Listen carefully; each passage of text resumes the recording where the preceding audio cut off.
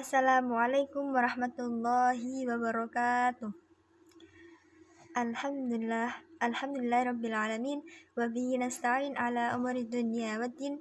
Assalatu wassalamu ala asrafil anbiya'i wal mursalin sayyidina wa maulana Muhammadin wa ala alihi wa sahbihi ajmain. Amma ba'du. Kepada yang terhormat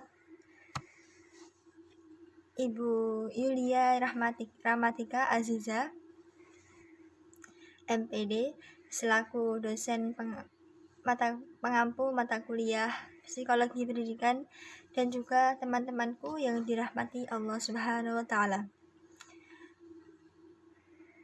Alhamdulillah rabbil alamin, kita semua masih diberikan kesempatan dan juga kemampuan untuk melanjutkan pembelajaran pada mata kuliah Psikologi Pendidikan tanpa ada halangan suatu apapun. Baik, langsung saja kami dari kelompok 2 akan mempresentasikan hasil makalah yang telah kami susun, yang beranggotakan Alfia Rahmawati Barokah, Fatia Indroshida, Syifaninata Sabila, dan juga Dian Cahyo.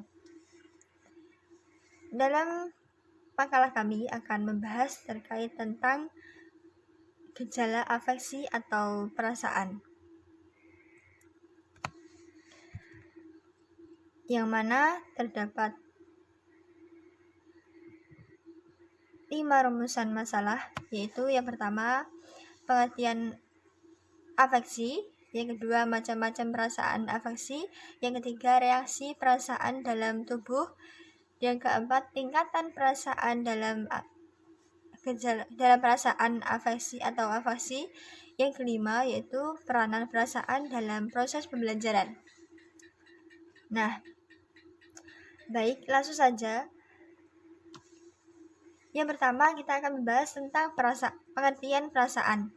Nah, perasaan merupakan suatu kejadian atau peristiwa psikis yang termasuk bagian pribadi dalam situasi ataupun kondisi dengan jalan membuka diri terhadap suatu hal yang baru atau yang berbeda dengan keadaan atau nilai dalam diri sendiri. Nah, perasaan sendiri sifatnya itu subjektif, artinya lebih banyak dipengaruhi oleh diri sendiri atau keadaan diri sendiri. Psikologi sendiri itu merupakan suatu disiplin ilmu yang mempelajari tentang jiwa atau keadaan seseorang. Dengan adanya psikologi, seorang guru di sini dapat mampu mengetahui bagaimana kondisi kejiwaan seseorang atau peserta didiknya, yang mana dapat dilihat dari segi perilakunya atau budaya kesehariannya itu seperti apa, itu juga dapat diketahui.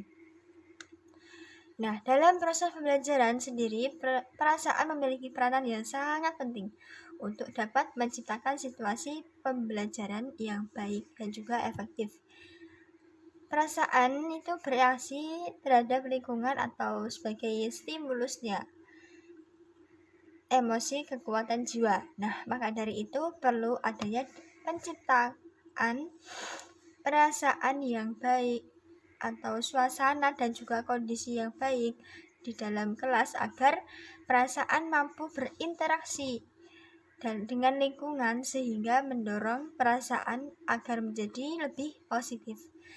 Karena perasaan sendiri merupakan suatu yang dapat mempengaruhi proses dan hasil belajar, maka sangat perlu diperhatikan bagaimana cara menciptakan suasana kelas yang nyaman dan juga menyenangkan, sehingga peserta didik itu dapat berkonsentrasi dengan baik dan juga dapat menerima semua apa yang disampaikan oleh para gurunya itu dengan efektif.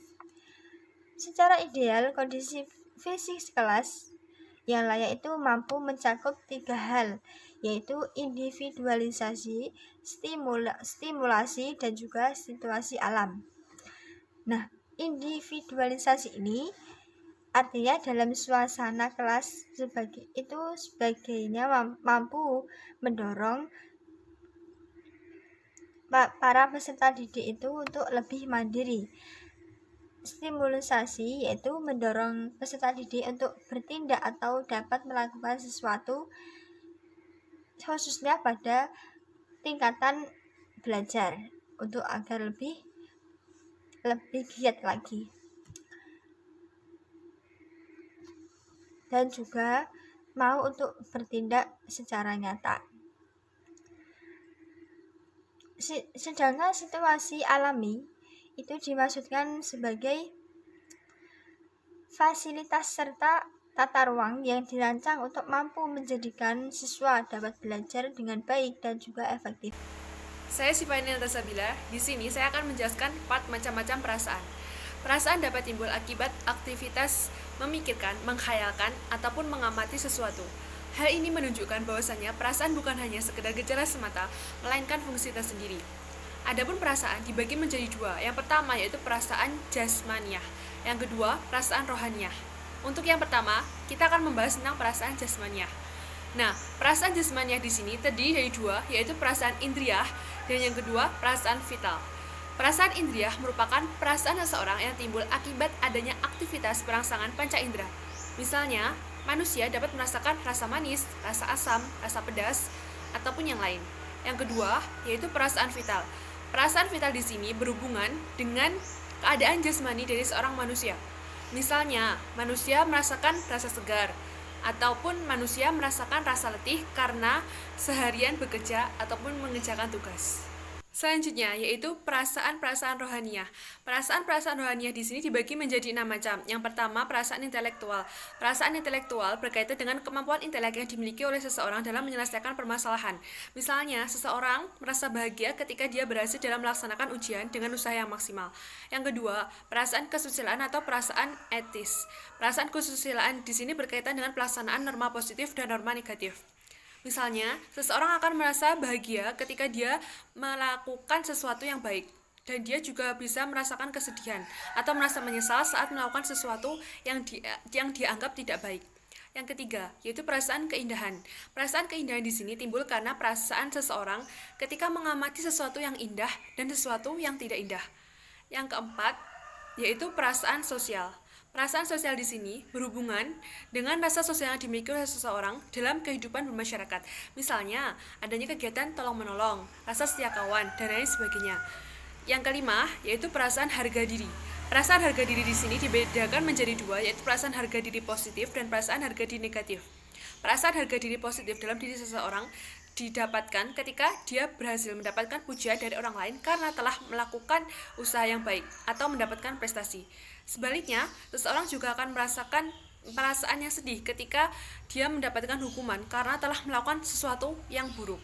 6. Perasaan keagamaan. Perasaan keagamaan di sini berkaitan dengan keyakinan seseorang dalam meyakini adanya Allah Subhanahu wa taala dalam kehidupan. Perasaan keagamaan ditunjukkan oleh seseorang dengan mengucapkan rasa syukur atas seluruh nikmat yang telah Allah berikan. Kemudian teman-teman, perasaan juga dibedakan menjadi 2 golongan. Yang pertama, golongan eukoloi, di mana golongan ini terisi dari orang-orang yang merasakan kebahagiaan, merasa optimis dalam menetapkan masa depan. Yang kedua, yaitu golongan diskoloi. Golongan diskoloi terisi oleh orang-orang yang merasa murung, sedih, dan selalu kecewa. Perkenalkan, nama saya Dian Cahyo Triantoko, NIM 206 190 135. C. Reaksi perasaan dalam tubuh. Tubuh manusia memiliki reaksi terhadap perasaan. Reaksi perasaan tersebut yaitu A. Rasa marah. Rasa marah ditandai dengan kecepatan detak jantung meningkat. Hormone adrenalin meningkat dan mengalirkan energi untuk memukul dan mengumpat. Menurut Charles Ridgway, rasa marah merupakan reaksi emosional kuat berupa penyenangan maupun ancaman yang disebabkan oleh reaksi sistem saraf. Seorang yang marah menunjukkan bahwa seorang tersebut tidak bisa menerima sesuatu sehingga merasa tersinggung dan meluapkan perasaan tersebut melalui kemarahan. Rasa marah dalam diri seseorang disebabkan oleh 2 faktor, yaitu faktor fisik dan faktor psikis. Faktor fisik merupakan faktor yang berasal dari dalam diri seseorang.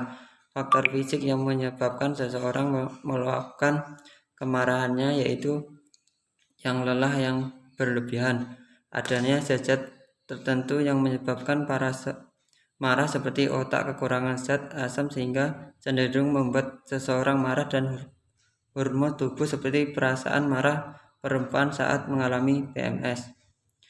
Sedangkan faktor psikis berkaitan dengan kepribadian seseorang. Faktor psikis yang dapat menimbulkan kemarahan seseorang yaitu konsep atau cara pandang dan sikap seseorang terhadap diri sendiri.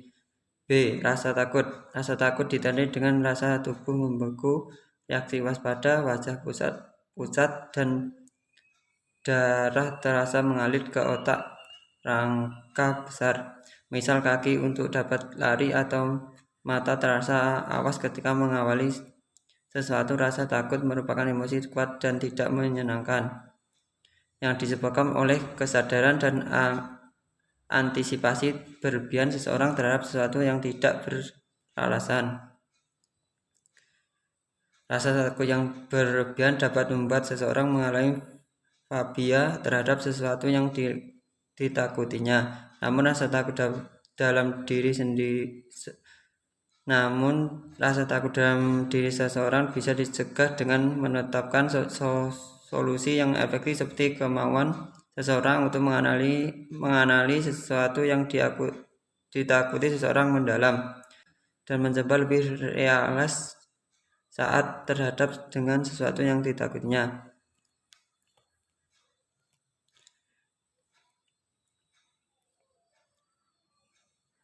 C. Rasa bahagia. Rasa bahagia ditandai dengan adanya peningkatan aktivitas di pusat otak yang menghambat perasaan negatif dan menenangkan perasaan yang menimbulkan kerisauan. Rasa bahagia merupakan bentuk emosi positif yang menggambarkan keadaan pikiran atau perasaan seseorang di mana adanya tersebut dipenuhi dengan rasa cinta, kepuasan, dan kesenangan. D. Rasa cinta. Rasa cinta reaksi tubuh yang dapat berbangkitan keadaan yang menenangkan serta rasa puas yang dapat menumbuhkan rasa semangat dalam bekerja. E. Terkejut. Rasa terkejut ditandai dengan naiknya alis pada mata. Hal ini menunjukkan reaksi ketika menerima lebih banyak informasi atau mendalami apa yang sedang terjadi. Rasa terkejut ditandai dengan naiknya alis pada mata. Hal ini menunjukkan reaksi ketika menerima lebih banyak informasi atau mendalami apa yang sedang terjadi. Nama saya Barokah, NIM 206190132. Di sini saya akan menjelaskan tentang tingkatan afeksi. Menurut Carrotwell, dalam afeksi itu terdapat 5 tingkatan. Yang pertama yaitu tingkat receiving. Pada tingkat receiving, peserta didik mempunyai keinginan untuk memperhatikan suatu fenomena yang bersifat secara khusus, seperti perhatikan kelas, kegiatan, buku, musik, dan lainnya.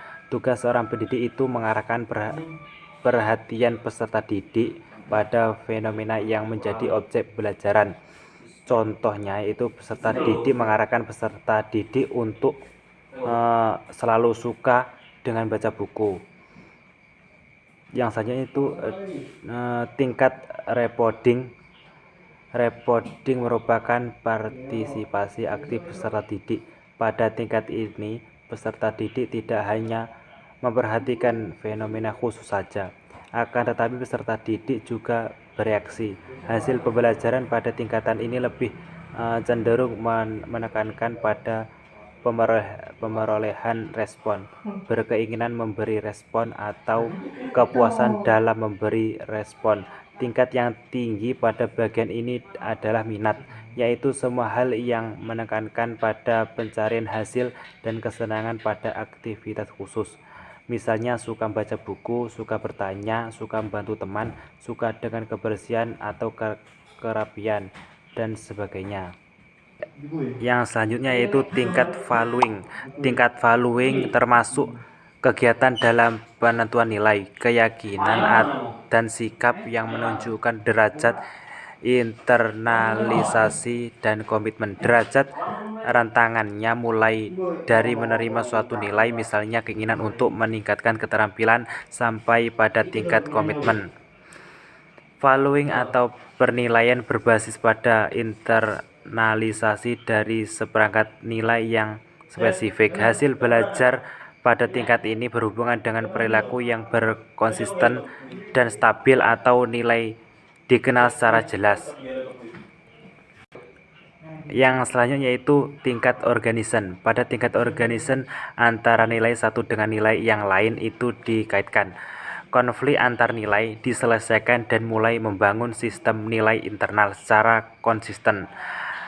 Hasil pembelajaran pada tingkat ini merupakan konseptualisasi nilai atau organisasi sistem nilai, misalnya pengembangan filsafat hidup. Yang selanjutnya yaitu tingkat Cartesian. Pada tingkat ini peserta didik memiliki sistem nilai yang mengendalikan suatu perilaku sampai pada waktu tertentu dan berbentuk gaya hidup. Hasil pembelajaran pada tingkat ini berhubungan dengan pribadi, emosi, dan sosial. Pada tingkatan fokus pembelajaran adalah pada asumsi, artinya pada saat peserta didik diberi penjelasan tentang sebuah fenomena atau stimulus, maka mereka akan mau menerima keberadaan fenomena atau stimulus tersebut. Terdapat 3 sub tingkatan, yaitu kesadaran, kemauan, atau menerima, dan perhatian tertentu. Kesadaran itu sedikit berbeda dengan perilaku kognitif, terutama pada saat merespon sebuah stimulus. Di dalam perilaku kognitif, peserta didik mampu mengungkapkan respon atau sebuah stimulus, sedangkan di sub-level ini peserta didik hanya menerima stimulus tersebut tanpa ada kewajiban untuk menyatakan sebuah respon. Sebagai contoh, peserta didik hanya memperhatikan lingkungan sekitar yang dianggap menarik seperti perabot kelas, bangunan sekolah tanpa memberikan komentar. Pada sub-level kemauan, untuk menerima peserta didik hanya memiliki kemauan untuk menerima stimulus yang diberikan oleh peserta didik, sehingga peserta didik hanya berada dalam keadaan pasif menerima dengan cara memperhatikan yang akan diberikan kepadanya. Contoh di sub-level ini adalah pada saat peserta didik telah bersedia untuk perhatikan apa yang diucapkan oleh pendidik, meski tidak harus mampu memahami atau yang sedang diucapkan, tetapi sudah terdapat kemauan untuk berusaha fokus kepada apa yang sedang dikatakan atau sedang diterangkan pada saat itu. Sistem nilai, misalnya pengembangan filsafat hidup. Yang selanjutnya yaitu tingkat Cartesian. Pada tingkat ini peserta didik memiliki sistem nilai yang mengendalikan suatu perilaku sampai pada waktu tertentu dan berbentuk gaya hidup. Hasil pembelajaran pada tingkat ini berhubungan dengan pribadi, emosi, dan sosial. Pada tingkatan fokus pembelajaran adalah pada asumsi, artinya pada saat peserta didik diberi penjelasan tentang sebuah fenomena atau stimulus, maka mereka akan mau menerima keberadaan fenomena atau stimulus tersebut. Terdapat 3 sub tingkatan, yaitu kesadaran, kemauan, atau menerima, dan perhatian tertentu. Kesadaran itu sedikit berbeda dengan perilaku kognitif, terutama pada saat merespon sebuah stimulus.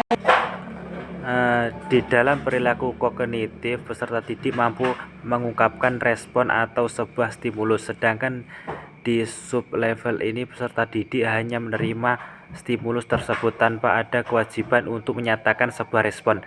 Sebagai contoh, peserta didik hanya memperhatikan lingkungan sekitar yang dianggap menarik seperti perabot kelas, bangunan sekolah tanpa memberikan komentar. Pada sub-level kemauan, untuk menerima peserta didik hanya memiliki kemauan untuk menerima stimulus yang diberikan oleh peserta didik, sehingga peserta didik hanya berada dalam keadaan pasif menerima dengan cara memperhatikan yang akan diberikan kepadanya. Contoh di sub-level ini adalah pada saat peserta didik telah bersedia untuk perhatikan apa yang diucapkan oleh pendidik, meski tidak harus mampu memahami atau yang sedang diucapkan, tetapi sudah terdapat kemauan untuk berusaha fokus kepada apa yang sedang dikatakan atau sedang diterangkan pada saat itu.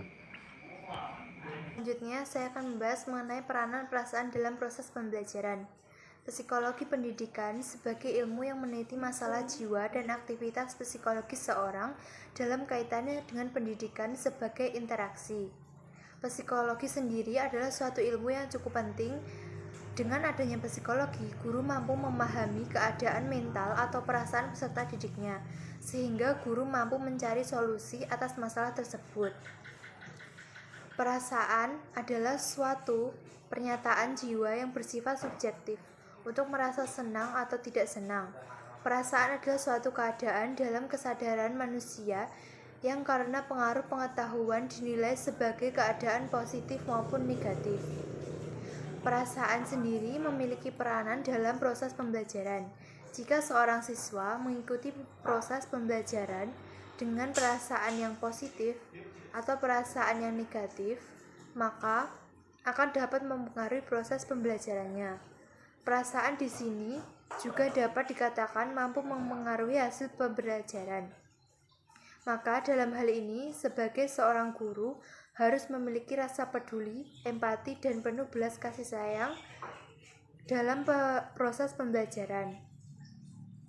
Seorang guru diharapkan tidak hanya memiliki kecerdasan yang tinggi, tetapi juga memiliki kecerdasan emosional, sehingga mampu menciptakan suasana belajar yang baik. Jika seorang guru tidak memiliki rasa empati, maka bagaimana bisa seorang guru memahami perasaan peserta didiknya? Maka itu perlu adanya kerjasama antara siswa dan pendidik agar mampu menciptakan suasana belajar yang efektif sehingga tujuan dari pendidikan sendiri dapat tercapai. Demikian presentasi dari kelompok kami. Apabila ada kurangnya kami mohon maaf. Akhirul kalam, wassalamualaikum warahmatullahi wabarakatuh.